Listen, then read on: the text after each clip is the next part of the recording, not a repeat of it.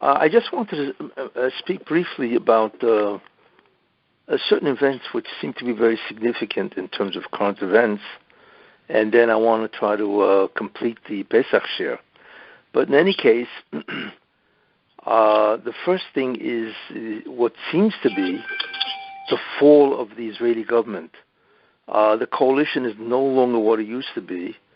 It is now only 60 seats, which means it is equal to the opposition, which means that the opposition can actually stop this government from, destroying Judaism. But what's significant about this is that it could very well be the beginning of the end, because all you need is one more person to leave the coalition, and then the government collapses. And I think if that happens, then possibly, I'm not sure, but possibly they can elect a new government, I think even without elections. That's what somebody told me. But the main idea of Hashkafa, which means based on the divine plan, is I've been saying anyway that what is happening is that the gezerah, or the decree, in which justice has to be satisfied. And if you remember the previous Shurim, that is why Trump lost. And part of the satisfaction of justice, because everything has to be balanced, Jews have to deserve the Mashiach. So part of that is the domination and the control and the victory of evil over good, because evil has its claim that since there's so much evil in the world, they deserve to take a top seat. But what's interesting about this is that can only go on for a certain amount of time. But after, in the end, when justice has been satisfied, in other words, when evil will have, completed its claim, then it slowly begins to erode.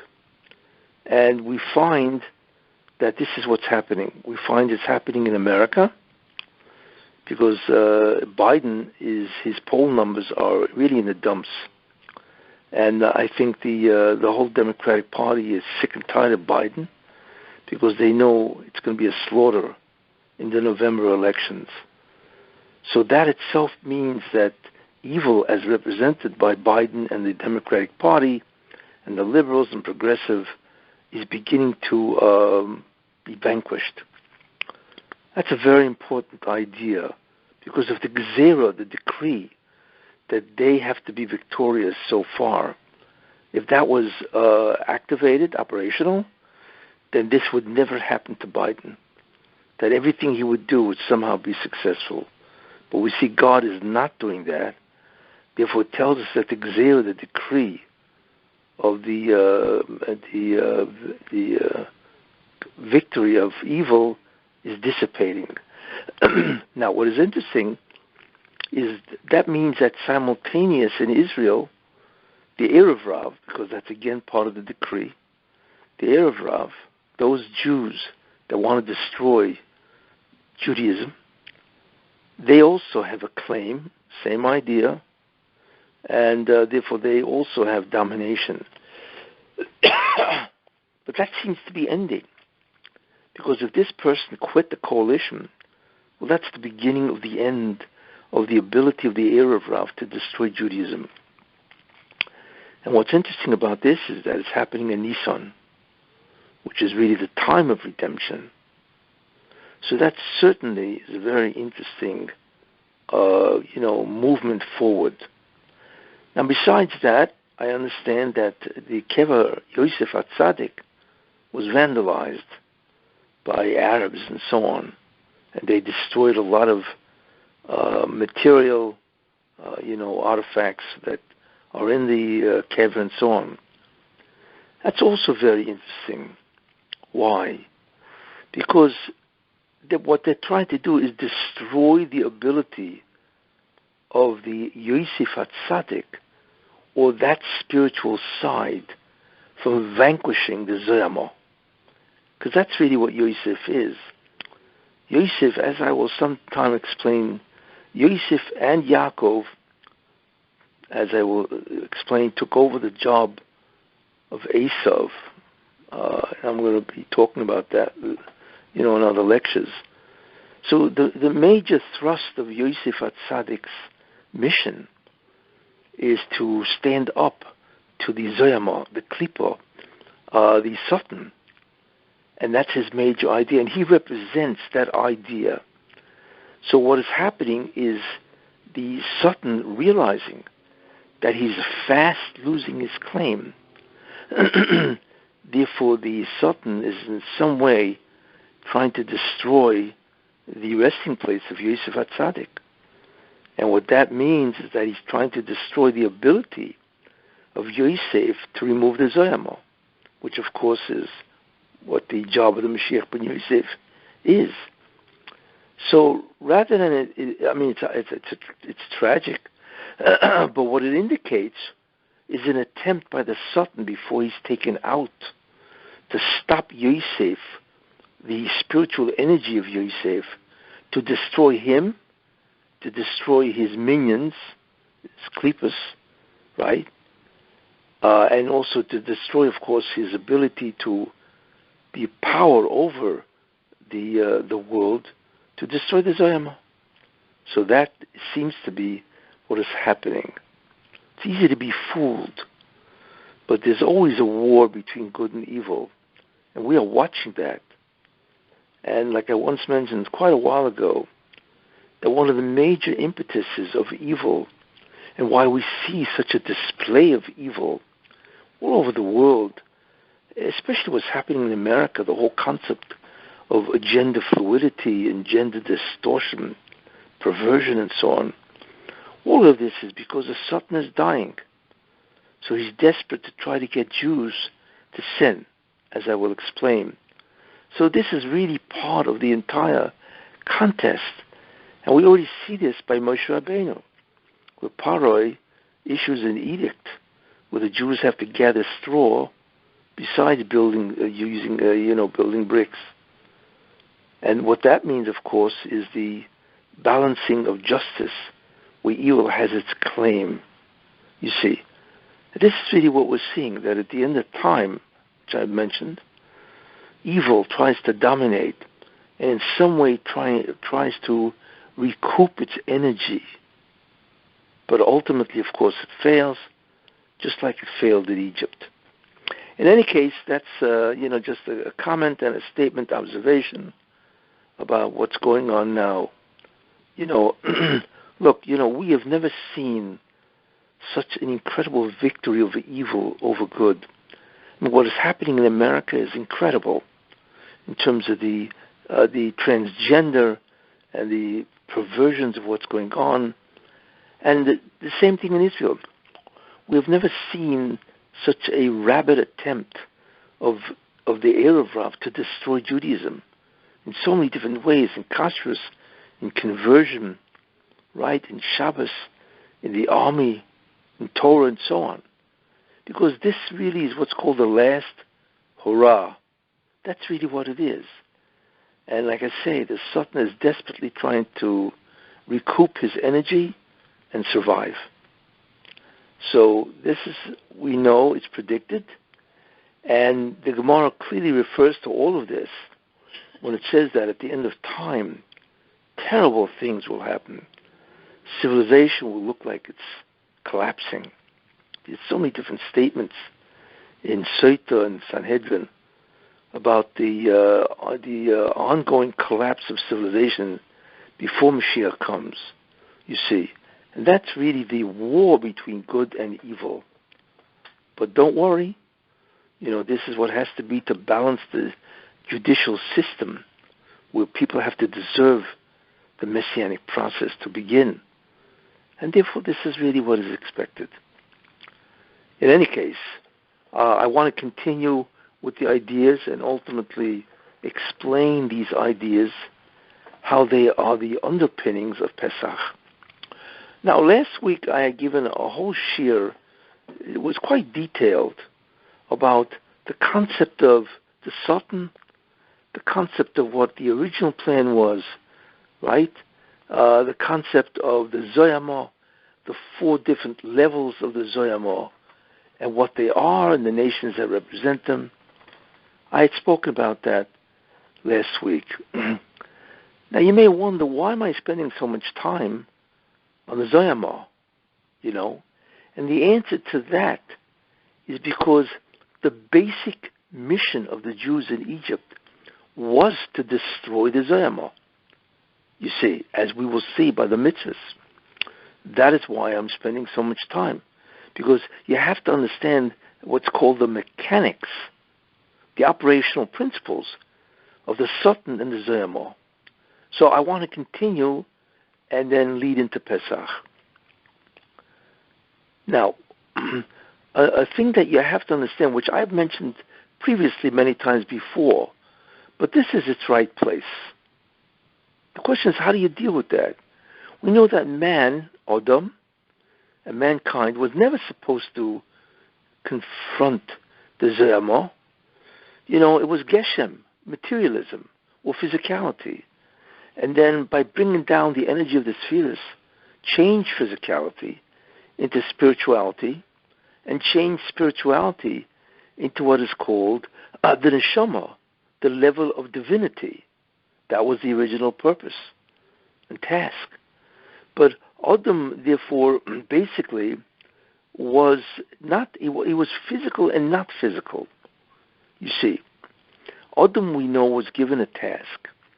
Now his job was to avoid the reality of the Satan, which I mentioned was like being in the basement. Avoid it. Don't intermingle with it. Just do the mitzvah, the commandment of God, not to eat from that tree. And what will happen is there will be a zikuch, which means a purification of who you are, material, physical, and you will change into ruchni. You see? And not to deal with the Zoyama, to deal with that projection of the Satan, the power of the Satan. Don't deal with this being. He is there just to tempt you to try to sin. Of course, I shouldn't say of course, but tragically Adam failed, together with Chava. They failed. So therefore their reality changed. They sort of like fell, or they became gross, physical beings. So they became like, I should say, you and I. They changed from some type of spiritual being, although it was sort of mixed with physicality. They changed. They became not only physical, but the physical body became what's called zoyhamic, which means that they fell, so to speak, into the basement, into the actual reality of the Satan, which was incredibly true. And the reason for that is you can't mezakech, you cannot purify if you have the zoyama in you. Now the consequence of having zoyama in you, of course, is the power of the Satan. Now the essential idea of the Satan, we know, is to decompose, to destroy, you see, to dismember. And therefore man was subject to death, because that is the ultimate decomposition, that is the ultimate destruction of man. And the reason why it happens is because we have Zoyama in us. The problem is we cannot remove the actual Zoyama. What we have to do is destroy the Satan himself, because he is the one who energizes and gives power to this projection called the Zoyama. So you really have to kill the Satan in order to remove the Zoyama. And when that is removed, then your body becomes purely physical, no more involved with the Satan or his Zoyama. And then from that you can, go higher and higher into becoming a spiritual being, and so on, which I have mentioned. So this is what happened. Adam changed the nature of reality. So the world that he now inhabits is physical, you see, and evil, because that's really what the Satan is. There's only one thing that the Satan is interested. He wants you to believe that you are a somebody, that you exist independent of God. That is the entire task of the Satan. We don't realize that, but we are subjected to this delusion, I should say, constantly. We're always trying to get the feeling that we are somebody, that we merit, that we are worthwhile. You see? And therefore, mankind is always constantly involved in trying to reassure himself that he exists. It's a long topic, which I'm not going to get into, but I'm just telling you the essential job of the Satan, the delusion that he wants to give mankind. Now the question is, wait a minute, how do you destroy the Satan? How do you change your being into a spiritual entity? And the answer is that you have to redirect something. Now the thing is that Adam, if he does the will of God, he actually brings down what is called in Kabbalah sparks of holiness, nitzotzos, or nitzotzei kedusha. And those are energy from the spheres. Every time he does the will of God, he brings that down in whatever measured amount, and that in some way begins to mount, and ultimately it can change the physical universe into a spiritual one. This is what Adam tries to do. But what happened? Like I said, Adam failed. Instead, what he did is he gave existence to the Satan. Now, the Satan always existed, but he gave what's called a mokum, a place, to the Satan, because he now joined the world of the Satan. The Zoyma became part of him in his body, however you want to refer to it, and therefore he now mingles with the Zoyma, and that's part of his reality, you see. So, as such, he gave a place to the Satan. And the way that he did it is the sparks of holiness, which was supposed to come down, had he listened to God and observed the commandment, those sparks went to the Satan. You see? It's interesting. The Satan is now in possession of the nitzotzos.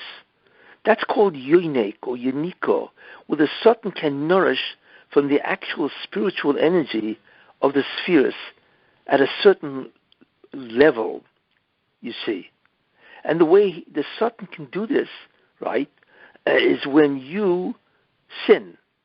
So every time a person sins, especially, first it was Adam, and every time a person sins, then the Satan can take from his sparks that he would have brought down had he not sinned, right? The Satan can be yoinek, can take that, can nourish from those sparks. And he grows powerful. So initially Adam gave a place, because now he was with the Satan, you see. So he now gave it what's called standing in his domain. And the Satan now has nitzotzos, which of course is very bad. Now, the way an Adam can take it back, now remember, if he takes back those sparks from the Satan, then the Satan grows weak, and ultimately he dies, literally. It is an angel that is destroyed, and all the minions, and if the angel is destroyed, the Satan himself, then what is also destroyed is his zoyama, his projected energy or power. He has no power anymore, that's destroyed. And if that is destroyed, then the products of that zoyama, right, the 4 levels of the klipa, of the zoyama, which I mentioned last week, that also collapses. See, so all 3 things happen if in some way you could take back the sparks. The Satan dies, his zoyama disappears, and the 4 levels of evil collapses. You see? Because the sparks of holiness is no longer in the side of evil, which is called the Sitra Achra. It is now in the side of Kedusha, the Sitra to Kedusha, which means the side of holiness. And once it's in the side of holiness, then those sparks begin to activate. They change. They are released and change mankind. You see? That's called zikuch, to purify. They begin to change the physical to the spiritual. So therefore, to remove sparks of holiness from the Satan will kill him. Ultimately, it will collapse the Zoyama, that's the power surge that he has, in which he can control the physical universe, and it destroys the 4 levels of evil. So there's no more evil, and therefore, obviously, there's no more death, there's no more sickness, there's no more tragedies, there's nothing. That is evil, you see, because the author of all this is the Satan. And obviously, if he's gone, the entire thing is gone. But right now, we are at the point of history where Adam sinned. So we see, therefore, that Adam is the determinant. Does the Satan have the sparks of holiness, or does he not? And if he does have the sparks of holiness because Adam sinned, then how powerful is he? And he can alter history. How?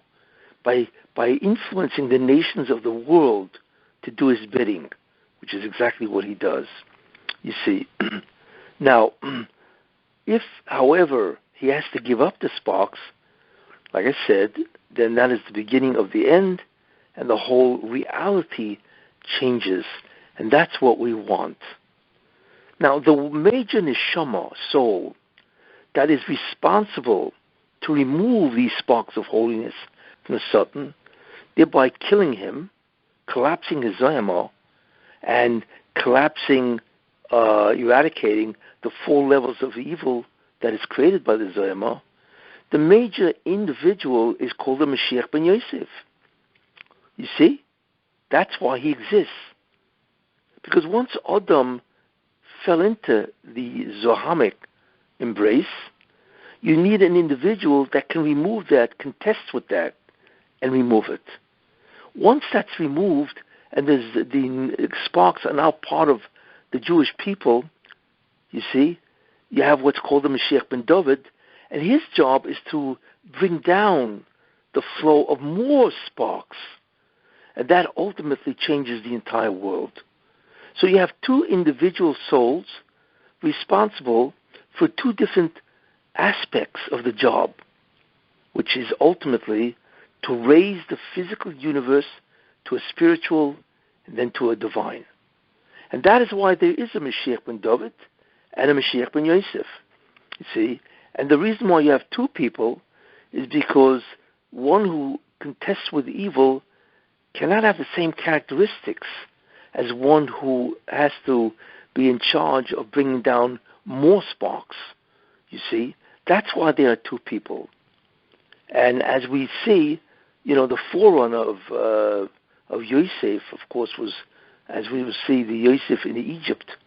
And that was his job, to destroy Egypt, which means to rule over Egypt, which we'll talk about at some future time. But in any case, this is now the job of Adam. So that's phase 1, right? It's called Kfiyah Surah, to subjugate evil underneath holiness. And then the second thing is called Hispastis Kedusha, to spread the concept of holiness, bring down more sparks, and change reality. As I said, to climb the ladder ultimately to really to mirror a divine being. Now, what happens after that? You see, well, then you have Cain and Hevel. Now, Cain and Hevel really was also divided. The job of Cain was to fight evil, like Mashiach ben Yosef. And that's why God tells Cain, if you're familiar with the story, where they both brought some type of offering, and Cain's was substantially inferior, and he was crestfallen. So God said, no, you can win over evil at the gate that evil lies at the entrance, and you can, you can control it, you can dominate over it, because his job is to dominate over evil, you see, and to destroy it, like Mashiach ben Yosef. Hevel's job, right, is not that. Hevel's job was to bring down more nitzotzis.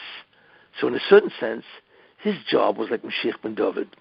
Of course, what happened, we know, is Cain killed Hevel. So what Adam did is he gave a place to the Satan. But Cain was much worse. By killing Hevel, Cain gave not just a place of the Satan to exist, right, in the realm of man. What Cain did is he gave dominion to the Satan, because he was able to transfer tremendous amount of sparks of holiness, right, in the dominion or the domain of the Satan. It's much worse, because at least with Adam, you now have to contend with evil. He's right. He's your next door neighbor, so to speak. With Cain, he's not your next door neighbor. With Cain, the Satan owns the hotel, and you're renting a room. He owns the place, which therefore is much worse, you see. So that's in many ways the idea of the story of Cain and Hevel. And of course what happened was, once the Satan had dominion, because he had tremendous sparks of holiness, he was able to influence mankind to do tremendous evil. And finally you get to the point of mankind, right, by the Mabul. After 10 generations, the world had sinned, and the problem was that all mankind was equal in a certain sense to Adam Rishon. That if he sinned, he would bring down the sparks of holiness and give it to the Satan. And if he was righteous, he would take back the sparks back to the side of holiness. This was the problem. Everybody had what's called the power of Tikun, just like Adam Rishon. You see, there were no Jews then. There was just mankind, you see. And there was no such thing as nationhood. There was just one nation called mankind. And they were like Adam Rishon. So finally, by the time you got to the Mabul, which is about 1,500 years after Adam Rishon, I think it's 1,560, whatever, of Adam Rishon, of Noach, right? They had brought down, they had conquered so much sparks of holiness that the world was reached a level of unbelievable amount of evil, you see. And God therefore decided that it's too bad, in the sense that the amount of evil in the world is so great that the Satan is in possession of so much sparks that I must destroy the world. And I mentioned many times that the major sin where God decided that I must destroy the world, because this sin became irreversible, was what? Was sexual perversion, gender distortion. As I once mentioned, that in the days of the Mabul, it happened that if a guy married a guy, or he married an animal, he would have to write a ksuba, which means they legalized homosexuality, bestiality, and so on. And that became irreversible. And God said, listen, that kind of behavior or conduct enables a Satan enormous amount of sparks. And therefore I must destroy them. You see. So it's astounding to witness this, because eventually what that means is, if mankind does distort gender, which is happening with unbelievable speed in America and throughout the world, right? The world really is facing the possibility of a Mabul, a flood equivalent, which is frightening. And like I gave a shiur a long time ago, the way God is going to rescue the world, so to speak, is to bring the Mashiach. In any case, so therefore, God decided to destroy the world, because the Satan had too much. Mankind cannot survive with the Satan being so powerful, you see. So therefore God destroyed the world. In fact, the Rabbi Chaim Lutzato says something which is frightening. And he says, if you want to know the ratio, right, where the sparks of holiness were, right, between the Satan and mankind, that the amount of nitzosis, sparks of holiness, in the hands of the Satan, right, was equal to the flood with a ratio to the ratio of the ark. In other words, the ratio of the ark, the space of the ark, to the flood of the entire planet is the same ratio as the amount of sparks in the hands of mankind and the amount of sparks in the hands of the Satan. I mean, it's absolutely frightening, and so on. And therefore God decides to destroy the world. But we recognize something very important. The key task of mankind, or whoever is a mesaken, whoever is a rectifier, the key task is to destroy the Satan. Because the only way to move from a physical being to a spiritual being is you've got to get rid of the Zoyama in you. It's the only way to do it. And that becomes the primary task of man, the ones who are equal to Adam, who can rectify creation. Because if they sin, then the sparks go to the Satan. If they remain righteous without sinning, then the sparks is restored to mankind. So we are now where? We are now where the earth is destroyed. But notice what destroyed them. It was water. And the Torah describes a very interesting term. It calls it the Tahim. The Tahim is the deep abyss. Now, if you remember, I said that the term that the Torah uses for the fourth level of Klippa, the fourth level where evil is all over the earth, is what? Is time, right? Or water. What that indicates is that the amount of the level of Klippa, of the level of the Satan, which the world had reached, was equal to the fourth term of the Torah, which is a complete spread of evil throughout the entire planet. So that's why the Mabul uses the term Tahoimus, right? That the deep abyss opened up and outpoured the flood. And that flood really, right, is the equivalent of the fourth level of evil. So it comes out that the Mabul really is where mankind sinned so grievously that he had actually given incredible amount of sparks to the Satan. And therefore he created a level, an environment that was equal to the fourth level of the Klippa. That's how we know how bad it was. You see? The interesting thing about that is that level of Klippa therefore was turned against mankind, and its physical analog called water destroyed the world. So God actually used the physical analog of the Klippa, of the fourth level, which is represented by Rome, which I had mentioned, to destroy the world. See, that's how we know how bad it was in the time of Mabul, you see. And remember, what sealed the fate and what really intensified that level of Klippa is sexual or gender distortion and perversion and depravity, which tells us how frightening we are now in such a frightening level of civilization. Now, after that, you had Noach, of course, and he was the only one saved, right? He was saved in the ark because the sparks were really in the domain of Noach, and Noach was there in the ark, you see? So all the sparks of holiness all nestled or remained with Noach and basically his children and their wives, you see? So he was able to go into the ark because he had those sparks.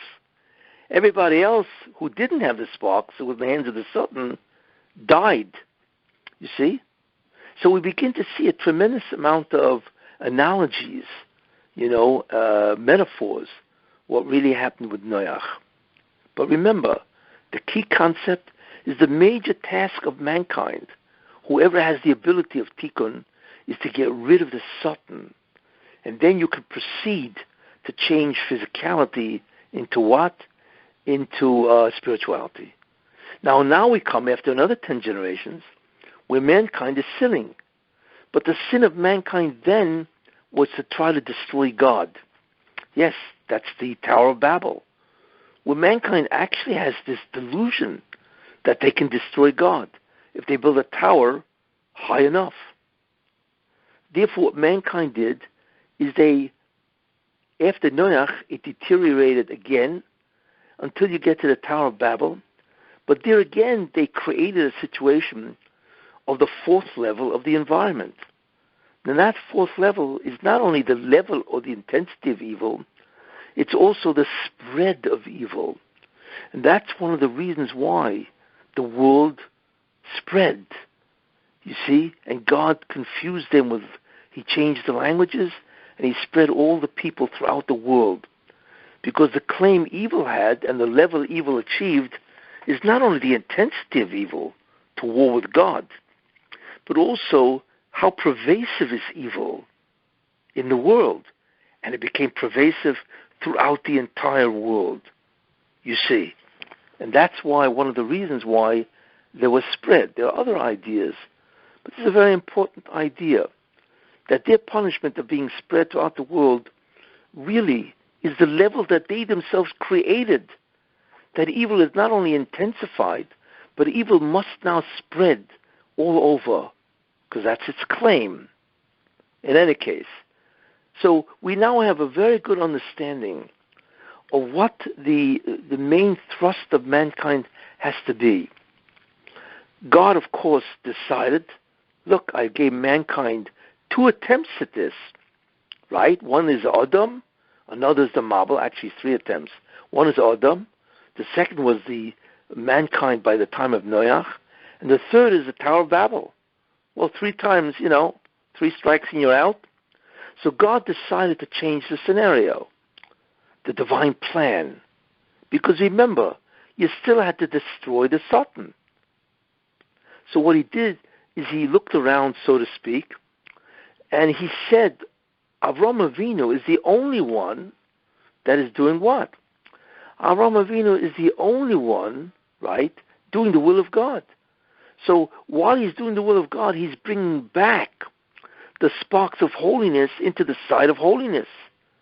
And therefore, I'm going to designate him, not mankind, to do the Tikun. You see, so therefore what God did is he appeared to Avram Avinu, right? And that we, of course, learn in Lech Lecho. And this is the concept of the Bris Bein Absurim, the covenant between the pieces, where God said, I'm now going to make a covenant with you, you see, and basically take it away from mankind, where they no longer can influence the spark of holiness, sparks of holiness. In other words, even if they sin, it will not affect the sparks of holiness, you see. So mankind became nations, or goyim. So a goy, somebody who's born in the nations of the world, cannot affect the sparks of holiness, no matter what they do. They can affect their own mazel. That is true, you see, because that has its own department. But they can no longer affect the cosmic influence of the sparks of holiness. Therefore, they can no longer damage creation, and they can no longer rectify creation. It's out of their hands. And that's what God decided. But what he did do is he gave the task to Avram Avinu. You see? Now, if a guy wants to be able to get back, to be able to influence the sparks of holiness, and therefore to receive the reward of those sparks in an intense fashion, then he has to become Jewish. But the truth is, if he wants to, but the truth is that if a person doesn't want to become Jewish, but he becomes what's called a ger toshav, a Noachide, then even though he cannot influence the sparks because he's not Jewish, doesn't have that type of neshama, he will receive the reward of the sparks by being close to and attached to the Jewish people. In any case, without getting involved in that. So God appears to Avram Avinu, and he says, okay, you're the man. You're the only one that can now influence the sparks. It is your job to do what? To do the Tikun, which means to bring down the rest, all the sparks. You see. So God said, but Avram Avinu realizes something. He says, wait a minute. What about all those sparks in the hands of the Satan? You see? So God says, you've got to bring that back too. It's not enough to bring the sparks of holiness, the energy of the spheres, into the world. What you really have to do first, basically, is you've got to take out all the sparks in the hands of the Satan.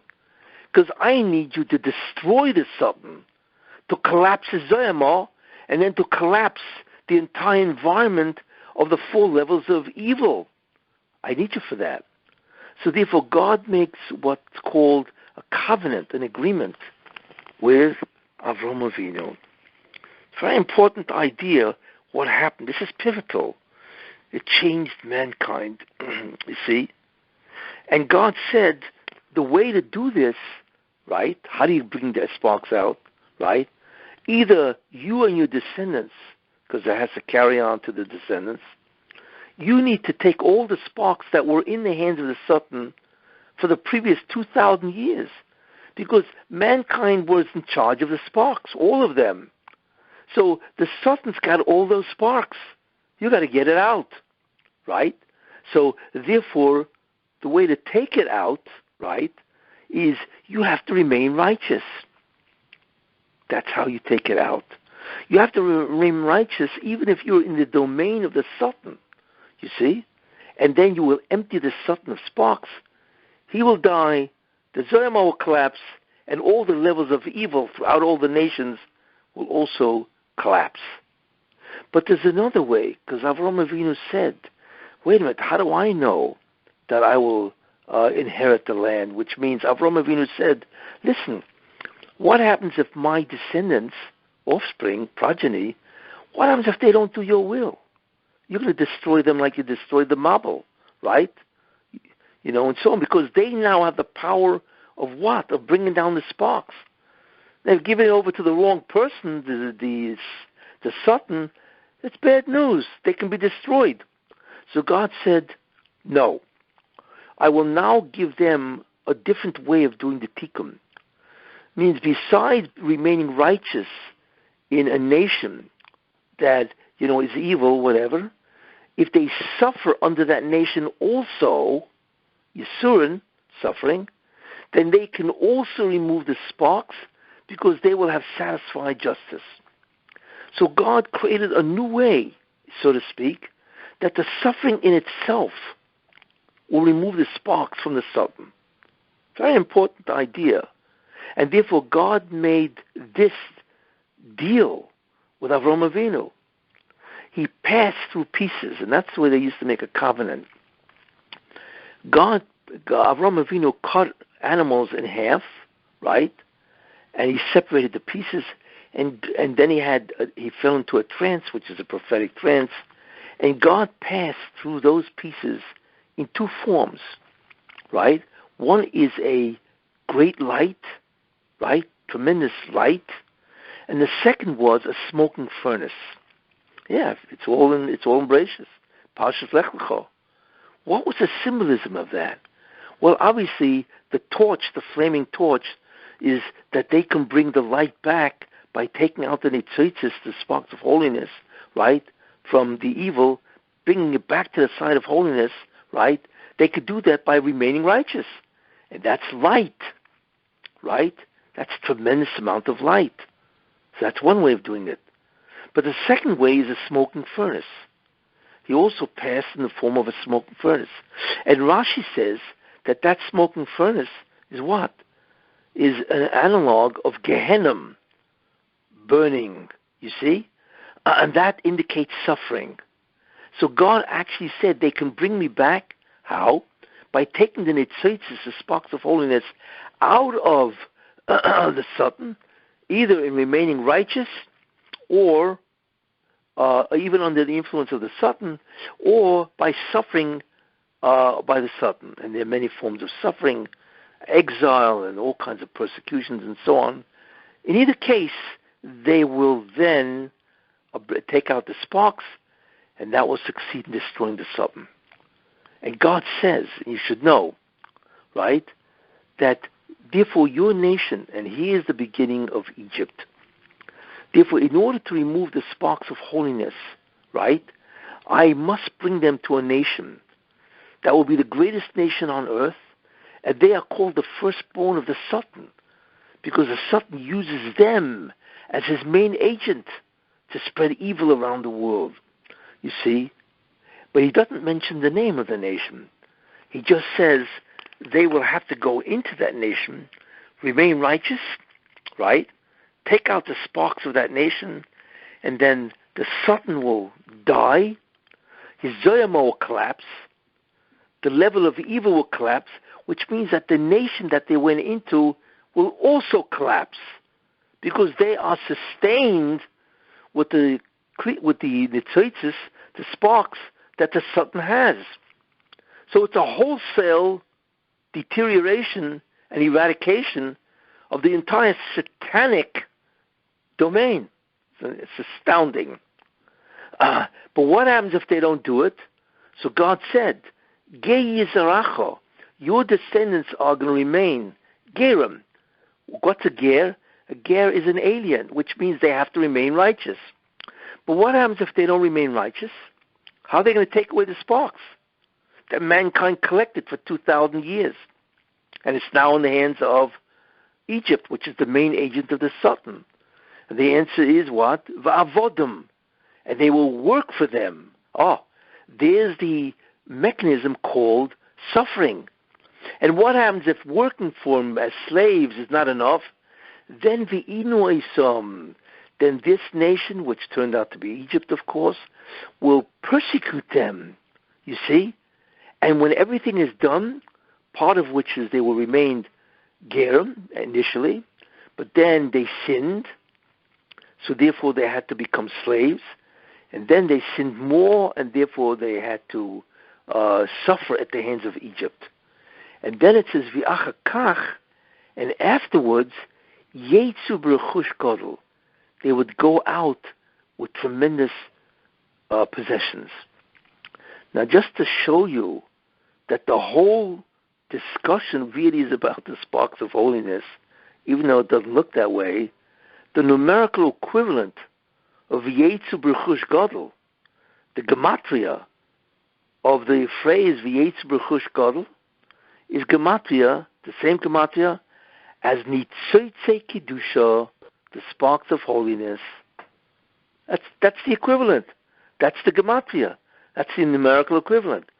Because really, on a real esoteric, spiritual level, God's discussion with Avraham Avinu is unbelievably Kabbalistic.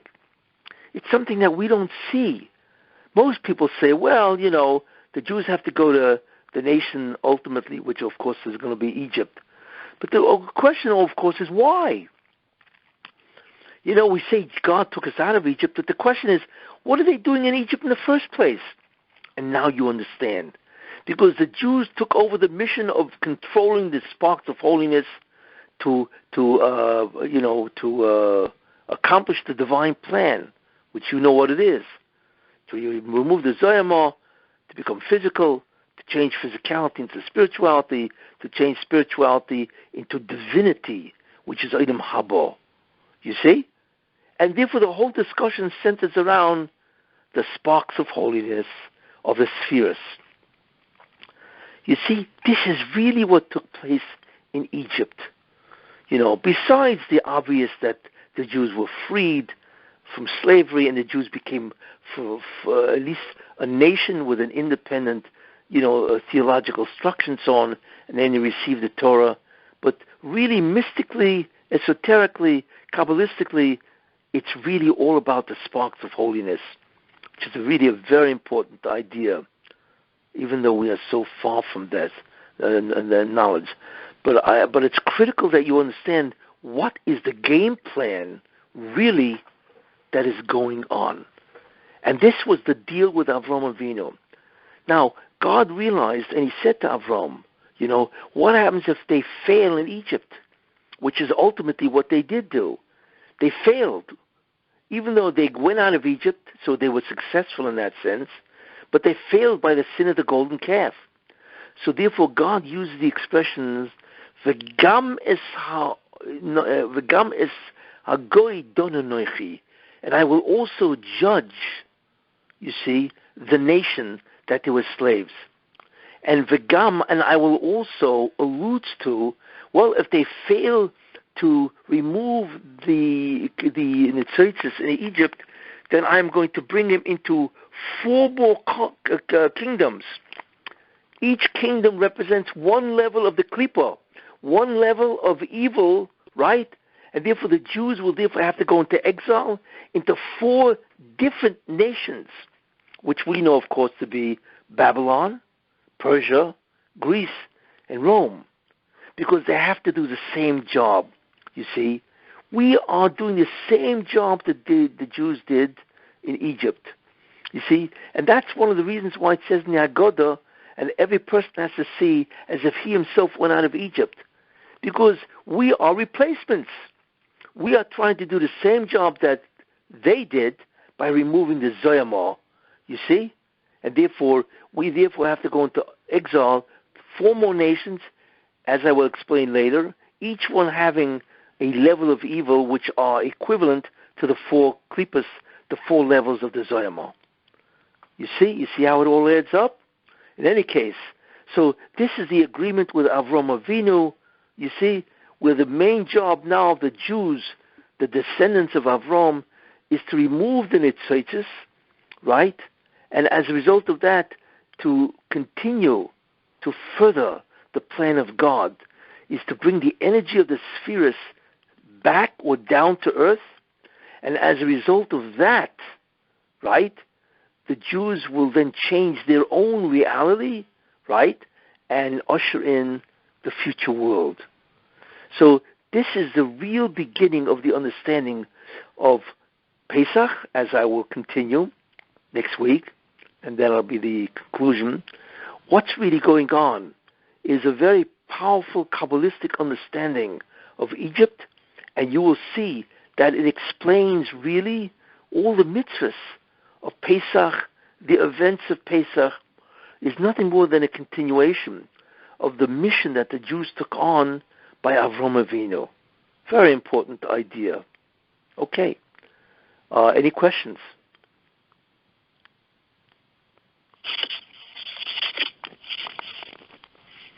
I don't know. Amy, has a question? Well, yeah, I do. So I have a question. So when Adam and Chava sinned, they changed their reality from spiritual to physical with the Zohama, right? Correct, exactly. So the energy in the Sefirot, what happens? They diminish, and that's how we move backwards? Well, actually what happens is they don't diminish. That's what one would think that should happen. Because if you sin, then you diminish. You should diminish, it would seem so, the divine energy, but it doesn't. The way it works is that you don't diminish it, you transfer them to the side of the Satan. This is the whole concept of how evil grows. In order for evil to grow and dominate, it has to have the Nitzotzei Kedusha, which is amazing, because everything has to have the sparks of holiness. You see? So when the Jews sin, which is now what's happening, then the sparks are not diminished. They maintain themselves, but they are transferred to the Satan and empower him to do terrible damage to the Jewish people. And we witnessed that in terms of the exile, the unbelievable persecutions. This is nothing more than evil, strengthened to an extraordinary extent, you see. And God knows the exact measure of how much we give them. You see, is the persecution of the Goyim, the nations, is it merely exile where they dominate? Is it persecution? Is it an expulsion? Is it an inquisition? You see? Is it a Holocaust? You see? What exactly is it?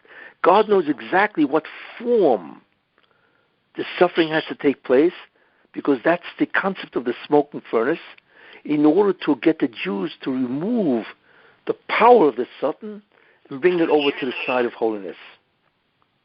You see? So, Ma, stop talking. So now, so my question is, so by transferring the sparks, by transferring the sparks of holiness, that's how you change realities? Correct. Yeah, because that we don't realize what the spheres are. They are sort of like a conduit for the energy of the Ein Sof. It's really what it is. And it's the Ein Sof that changes reality. The Ein Sof, of course, being a term that refers to God, you see? And the spheres are different levels of conduits of the Ein Sof. So by having more Ein Sof, by having more of God's presence, you can change reality, you see? So therefore, if you think about it, you know, the real power source of everything is those sparks of holiness. So whoever has them can do whatever they want in that sense. They can change reality, you see? So the key is not diminishment. The key is transfer. If it was diminishment, right, then the Satan would also die. You see? But it's not. It's transfer. So he uses it. That's called a usurpation. He usurps our sparks. That's why the Satan is many times referred to as a ganaf, as a thief, because he's using the same power source as the Jews. But the problem is what he wants is for the Jews to sin more, and therefore he gets more power, more sparks. You see. That's why what's so interesting is that the actual gematria, the numerical equivalent, in the discussion with Avram Avinu, Yetze B'Rechush Gadol, is actually in the Tzotzei Kedusha. So in a hidden sense, the Torah is telling you what the real possessions are that the Jews will go out of Egypt with. You see? Interesting. Yeah. And by the way, I might as well tell you this. When the Jews did leave Egypt, so the Torah says, V'yotzu kol tzivos Hashem, and all the hosts of God left Egypt. Okay? Now, the obvious, the pshat, the simple meaning, well, everybody left, which means all the Jews left, right? Whatever, all the servants and all the animals and all that. But you know what it really refers to? Again, mystically. You know what it refers to. It refers to the sparks of holiness. That's what left Egypt. Therefore, the gematria of V'yotzu kol tzivos Hashem, and all the hosts of God left Egypt, is also gematria Nitzotzei Kedusha. Sparks of holiness. Isn't that astounding? Same gematria. Because that's the real hidden power. You see, the purpose of Egypt was to destroy evil. But not evil only in Egypt, but to destroy evil, of which we will talk about. You see? So in both sides, before Egypt and after Egypt, right, the numerical equivalent is sparks of holiness. You see? So in every exile that we were in, did our oppressor know this formula, so to speak? No. No. I want to tell you something. If they did, you know what they would do? They would treat us with golden gloves, wouldn't they? Because they want to hold on to this. They don't want to give it up. This is their power. And by the way, did you notice that every time a Jew enters a nation, an exile, and then they leave, what happens to the nation that they were in? It collapses. Babylon collapsed. Persia collapsed. Greece collapsed. Rome didn't collapse, but it changed from Rome to Byzantine, right? And then it changed into the Catholic Church. That's also a collapse. Because the only way it could change or, transform is if you take out the sparks. That's why it's happening. You see? Because when the Jews walk in and leave, because the time is up, then they take out the sparks of holiness from that nation. You see? So obviously what happens? It collapses. And that's exactly what happens in the end of time. But this time, it doesn't happen to a nation. It will happen to the entire planet, where evil collapses. The Satan dies, the Zoyama collapses, the levels of evil all collapse. And all of it is now restored to the side of holiness, which is the Jewish side, and that will therefore empower the Jews. That's why the Jews become so unbelievably powerful, is because they now have all the sparks. You see? Isn't that fascinating? That explains history, because the Jews remove the sparks, and therefore the nation must collapse. That's what they do. You see? So this explains what I'm telling you is the real underlying framework of the whole history of man, the task of the Jew, the divine plan, the ultimate divine plan. You know, Egypt is that. Egypt is an understanding of the real divine plan. I would say that the equivalent of what I'm saying is as if in a war that America's having, let's say World War II, and you really want to know what was going on, all the different battles, the strategies, the tactics, and so on, what would you do? You're not going to pick up the New York Times or whatever. You're going to fly to the Pentagon. You're going to go inside the Pentagon, right? You take the elevator down to the, whatever they got, 5th floor, which is the war room, right? And you take a look at the map of the war room, what's called the theater of war, and you would take a look at all those little pins that represent troops, weapons, everything, and then you would say to yourself, aha, that's what's really happening. Well, guess what? Egypt is the war room equivalent in the Pentagon. That's really what you're hearing, you see? So it's a tremendously valuable shiur, because this is the real data, the real, the real foundation of the entire creation is this. And Pesach, right, is the holiday, right, that illustrates the whole divine plan in a nutshell. That's the greatness of Pesach. And then, next week you'll understand all the concepts of the mitzvahs and so on, chometz and matzah, and the cups of wine, and the 10 plagues and so on. But this is the game plan, all wrapped up in Pesach. And now you understand why God is always saying, Zech li'yetzias Mitzrayim, right? To remember what the exodus of Egypt, right? I mean, there are reasons for that. But one of the fundamental ideas, if you remember Egypt, then you know the game plan. You know exactly what's happening. You are in the war room in the Pentagon. Can't get any better than that.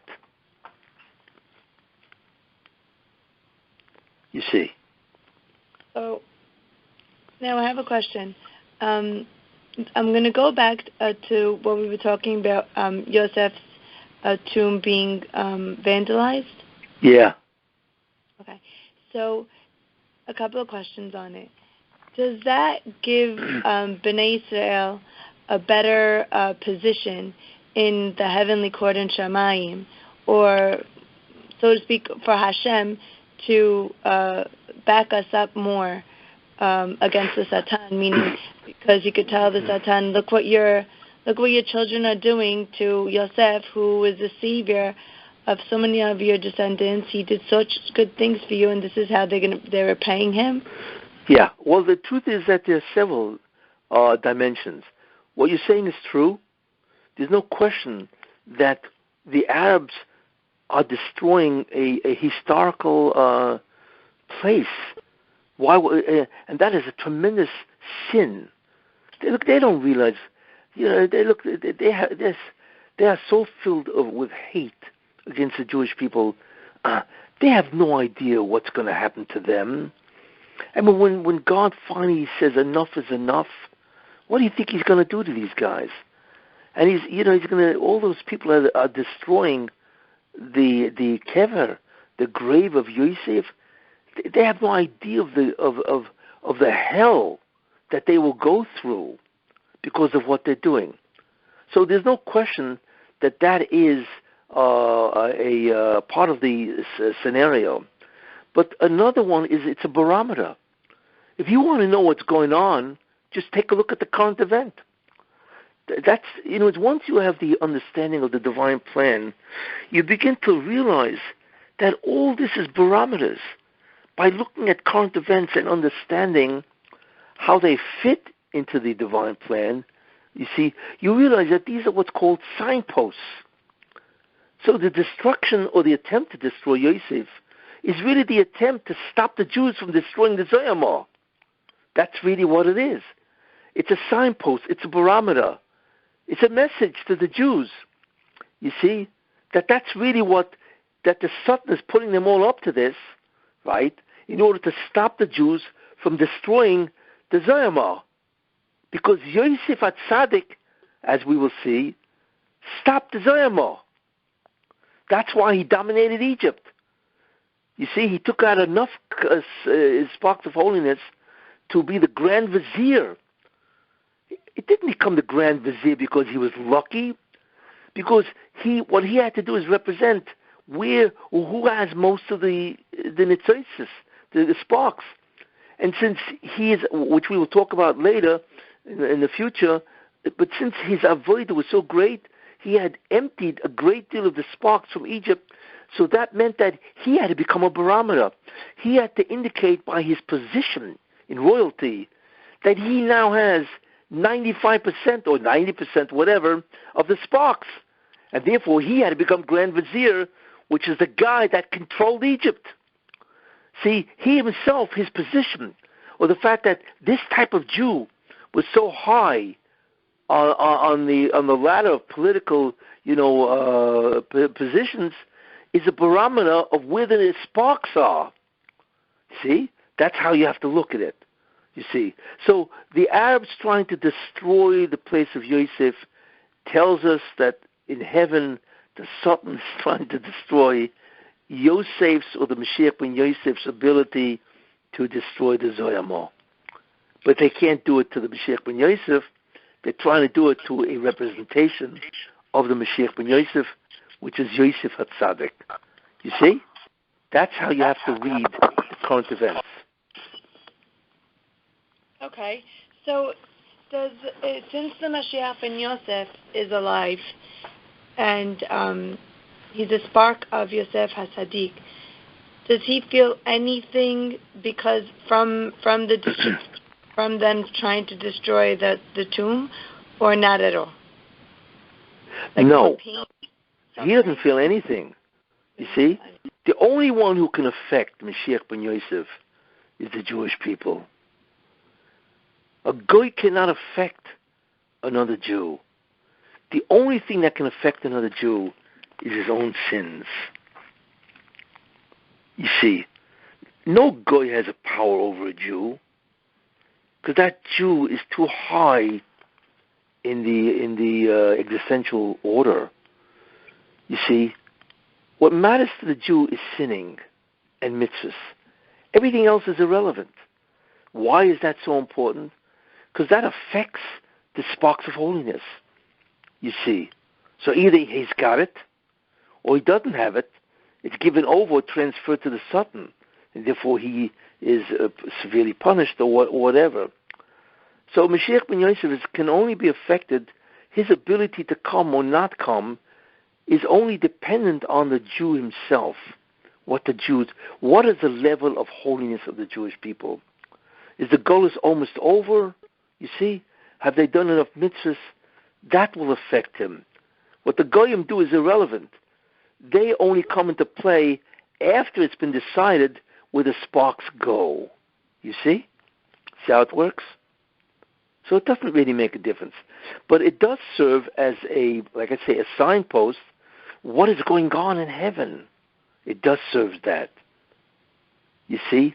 Look, if you were allowed a view into the heavenly court, you'd be astonished by what's happening. Because they don't even talk about the nations of the world. They talk about kitrugim. They talk about prosecutions against the Jewish people. That's all they talk about. You see? They're not interested in the nations of the world. They have their own task.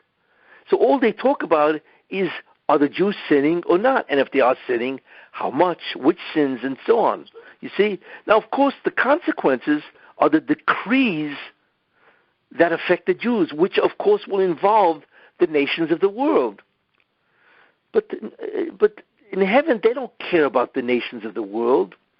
Everything is all about, is the divine agenda advancing or not? And the only one who can determine that is the Jewish people. I mean, it sounds, I realize that in a certain sense it's strange. How can 15 million Jews be the pivot of the entire creation? You see, it sounds very strange. I mean, a person will look at me and say, what are you talking about?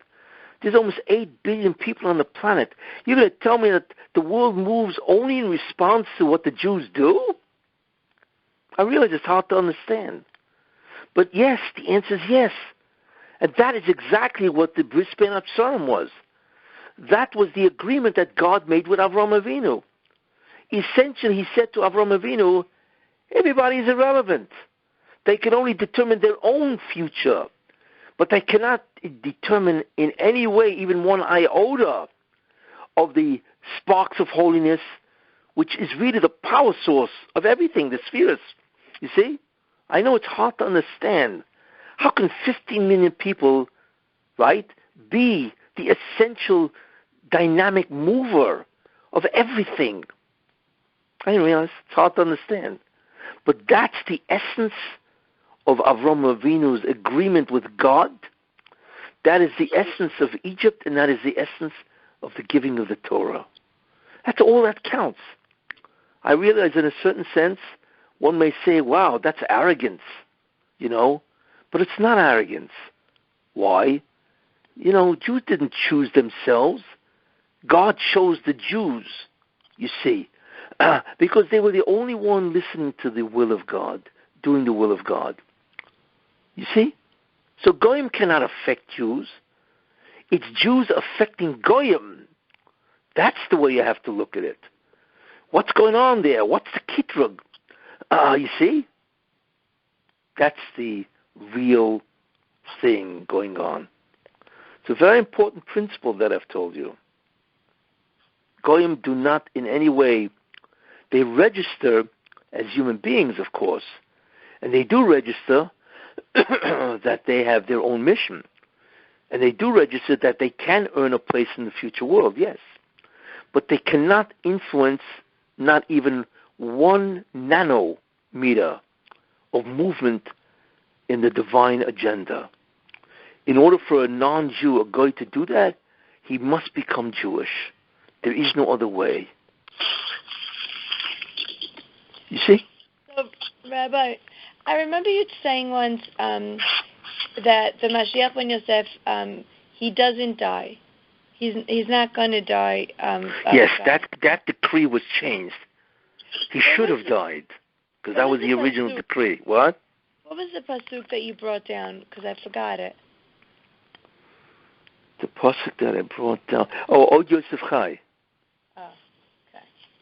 That's the remez. That's the illusion. What? What I find interesting is after they attacked Yosef's tomb, they went to and yeah. went to try to kill a Jewish soldier immediately after. I didn't hear the. Can you? She said right after they attacked Yosef's tomb, they went to Ma'arat HaMachpelah and killed a soldier there. Yeah, of course. Yeah, because that's really, they're trying to stop the Jews from destroying the Satan. So they did 2 things. They tried to destroy, or symbolically, they tried to destroy the power source that will destroy the Satan, which is the whole concept of Mashiach ben Yosef. And then they try to destroy the one who does kill the Satan, which are the Jews. Yeah, makes perfect sense. You see. And of course the Ma'oras HaMachpelah, by trying to indicate that your religion, because Avraham, Yitzchak, and Yaakov is the whole basis, the authenticity of the divine plan that takes the Jews as the main subjects. And therefore by going to, did you say the Ma'oras HaMachpelah, right? Yes. So therefore that's the place, that's where the Ovos are, in the Emos. That's where the entire designation of the Jews as the rectifiers of creation started. So they went to the source. Those people that started the whole business of Tikun, they went there and killed a Jew. I mean, it's classic as a barometer of what's really going on in heaven. You see, because that's what's going on in heaven. Yishmael is trying to survive the evil part of Yishmael. Survive and knock the Jew out of his ability to do Tikun, because they want to take it over. You see? And they are deluded, which is a very important concept. The Satan has a delusion. The Satan thinks that because he can actually own or possess a spark of holiness, then he can become Jewish. Sounds funny. You see? In other words, if the sphere is diminished, okay. But if it's transferred, that means the Satan actually is under the delusion that he could become a divine being. And the proof of that is he has the sparks of holiness. And not only that, but he can actually control them. That's how he controls the nations of the world. That's the source of delusion of the Satan. You see? That he actually thinks he can become divine because he's in possession of the greatest type of divinity, which are the spheres. You see? So therefore, Yishmael in this case, which is of course energized by the Satan, thinks that it could take over. It wants to be the agent of God, right? So therefore it will kill the Jews. Look, you are watching the greatest contest ever known in creation. The contest between the Jew and the non-Jew. You see? But the non-Jew doesn't have to kill the Jew. Let him join. Let him become Jewish. God left them away. They're not doomed to never having a chance of Tikun. No. Let them become Jewish. You see? Or let them do, Ger Toshav, a Noachide, and he will also share in the future world, in a different way. You see? But that's not what they want. They want to rival the Jew. Why do you think Christianity wants to kill the Jews? Because they want to be the Masakin. You see? Why do they think they could be the Masakin? Because of the delusion, right, of their guy, the Satan. Because the Satan is in possession of the Klippas, or I should say, the sparks of holiness. You're watching the origin of his delusion, you see. And therefore the Goyim, who are fed by the Satan, have the same delusion. So they think they can kill the Jews and get away with it. The problem is that they're successful many times. But their success doesn't hinge on their delusion. It hinges on, this is what the Jew has to go through because he sinned. This is part of the suffering. Many times, sometimes in history, the Jew has to demonstrate being a martyr. Now, only God knows why, different exiles take on different forms. We don't know. But someday we will know in the Messianic era. You see? So this is what it is. We're watching a major contest. If the Goyim realized what they were doing, they would stop. They would say, what are we doing? We're cutting our nose to spite our face. We're killing the source of all the sparks. What we should do is be good to the Jews. help them do the mitzvahs. And then we would have an unbelievable future world. What a mistake that they make. What a mistake. Could you believe at the end of time, when the Mashiach finally comes, all those goyim that persecuted Jews or were bad to Jews or hated Jews or anti-Semitic or whatever, they're all going to need a psychiatrist because they are going to have an anxiety reaction, right, which is second to none because they all know what's going to happen to them. But if they were smart, you see, that's what they would do. And your question is, wait a minute, how would they find this out? The secret that I'm telling you, how would they know this? And you know what the answer is? Anybody who reads the Bible, the Torah, sees it. God says, you are my people forever. The Torah is forever. I love you. You are my children. I will never abandon you. Right? How stupid can you be? That's what it says. Anybody who reads the Tanakh, right? It says that 1,000 times.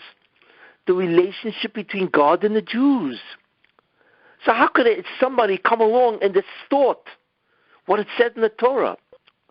So what's the guy going to say? Well, I didn't know this.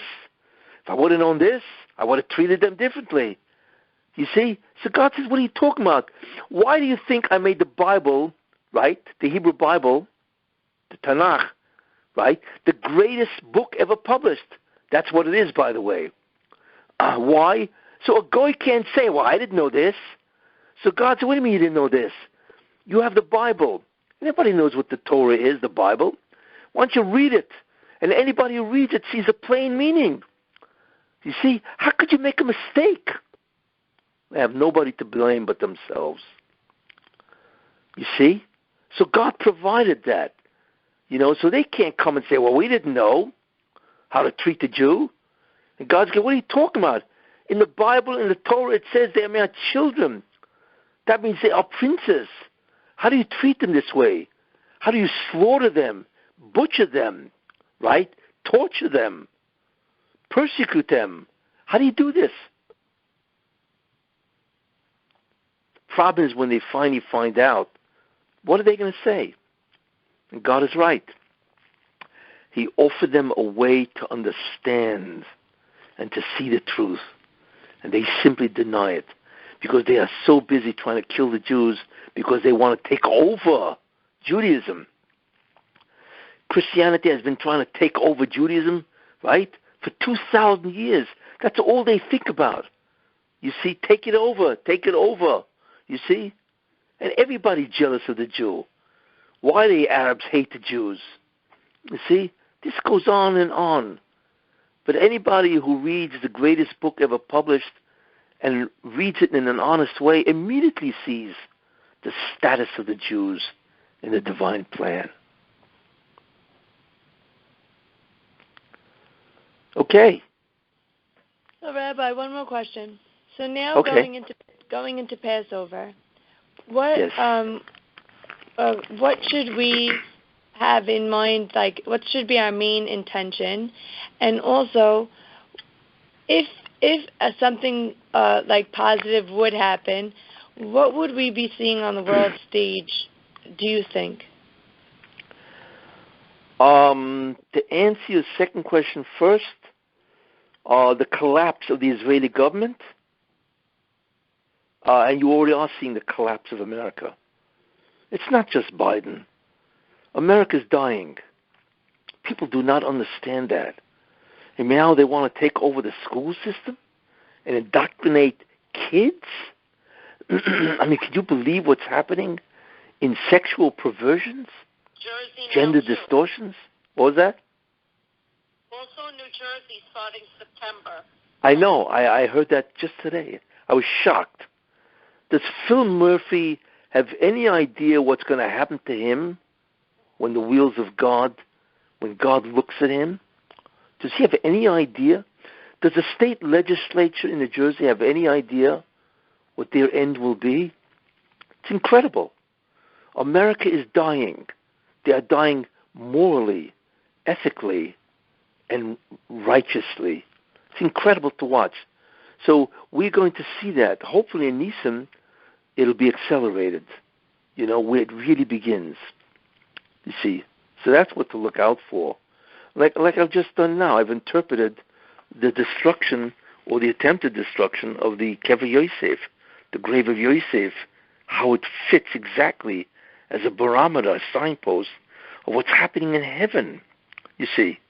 Now, as to your first question, Kavana, your main idea, like it says, actually the whole concept of the Pesach is the Agoda, is to do the mitzvahs, to eat matzah, of course to avoid chometz, moro, right?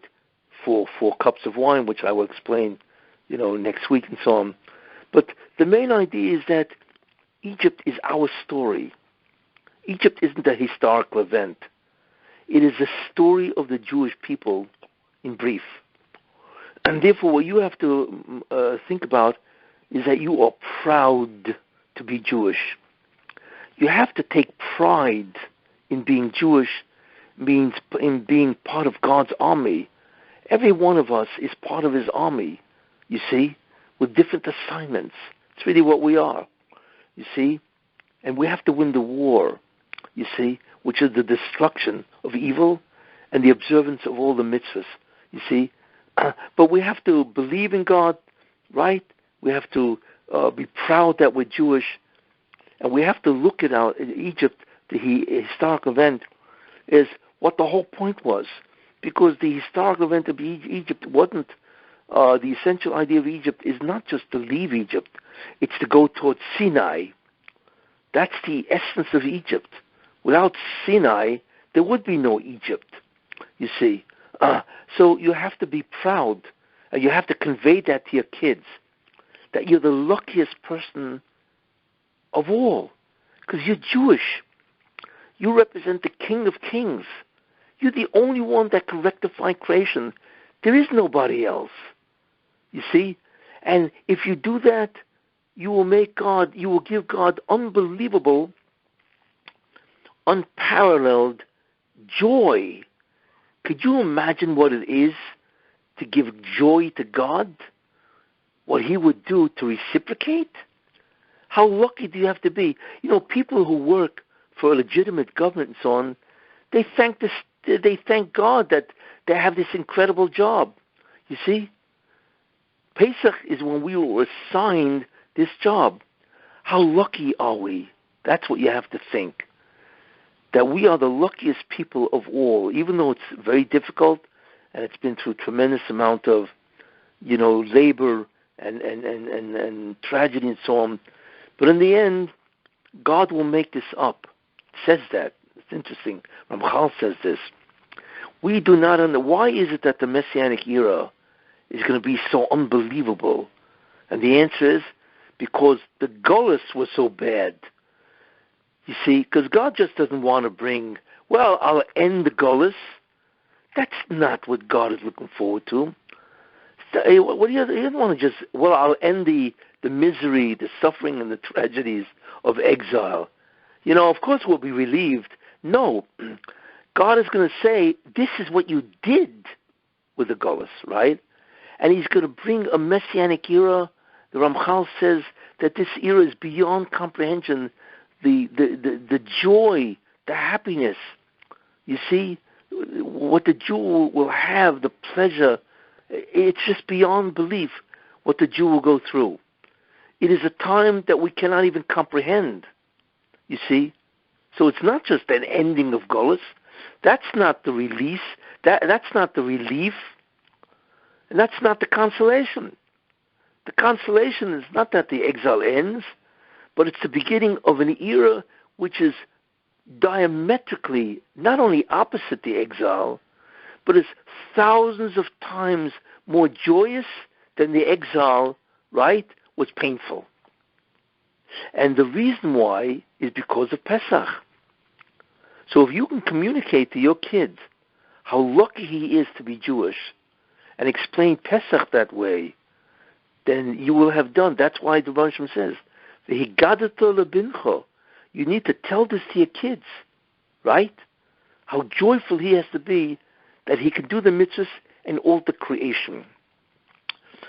That is why it is so important the shiur that I'm giving. Because he realized that Pesach is not merely a historical event. It is the Tikun of the Bria, you see, and that's worth everything.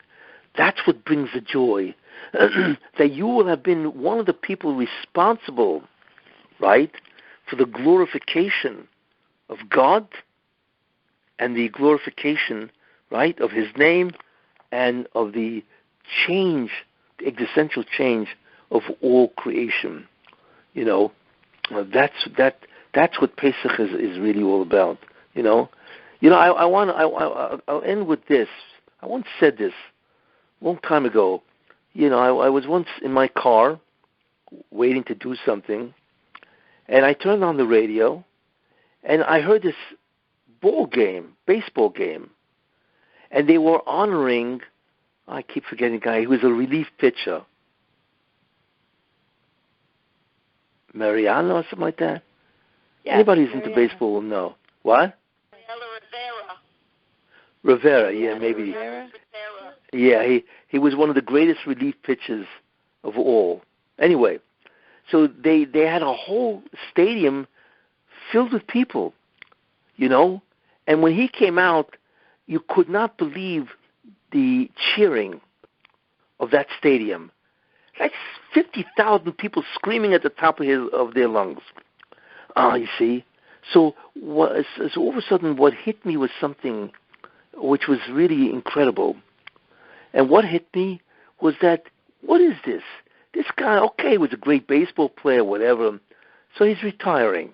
Okay, so to show the appreciation of who he is, could you imagine what's happening? 50,000 people are screaming at the top of their lungs. Wow. Can you imagine what will happen in the end of days when all of a sudden the Mashiach ben Yosef comes and reveals himself as the Mashiach ben Yosef? Because initially he doesn't. Could you imagine that? And then all of a sudden the entire world changes. Do you know what's going to happen? The entire universe, which means the hundreds of millions of malachim, angels, right? Because they are the residents of the entire creation. Throughout all the alamas, which is Asiya, Yetzirah, Bria, and so on, everybody, angels, demons, who they are, right? Goyim, every living creature is going to be screaming at the top of their lungs for what the Jews did. And we are going to hear it. And that type of an audience and that type of display will be beyond comprehension. That the Jew is the one that created the salvation of all creation. That's what's going to happen. And that's what I heard, this guy being honored with this 50,000 people screaming. This is nothing compared to the joy and the happiness and the appreciation of what the entire universe, all the residents of the universe, will be screaming at the top of their lungs for what the Jews did. Now, isn't it worth to be part of that? Okay, it's a long shiur, and I think it's worthwhile going over. That was amazing. Okay, next week I will finish with Pesach, even though it's after the Sodom. But it's still Pesach.